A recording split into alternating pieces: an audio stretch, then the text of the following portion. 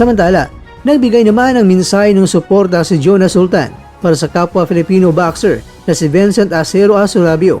Matapos itong matalo via 7th round technical knockout laban niyan kay Katsuma Akitsugi sa kanyang laban sa Florida, USA. 5 beses pinabagsak ni Akitsugi si Asurabio bago tuluyang itinigil ng referee ang laban. Ang isang resulta na ikinabigla ng maraming boxing fans sa Pilipinas. Sa isang post matapos ang laban, sinabi ni Sultan, "Bounce back stronger champ." Isang simple ngunit makahulugang mensahe ng respeto at pagkikayat sa kasamaan sa boxing na huwag panghinaan ng loob. At ayon kay Sultan, alam niya ang pakiramdam ng matalo kay Akitsugi dahil siya mismo ay tinalo na rin ito sa kanilang naging laban noong nakarang taon.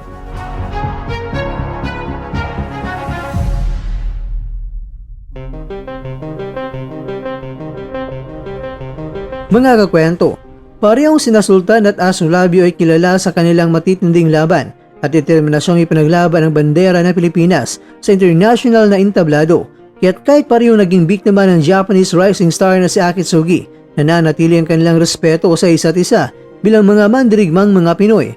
At para kay Sultan, ang mensaheng bounce back stronger ay hindi lang salita, kundi paalala sa lahat ng mga boksingerong Pilipino na ang pagkatalo ay hindi katapusan niyon, kundi simula ng panibagong pagbangon.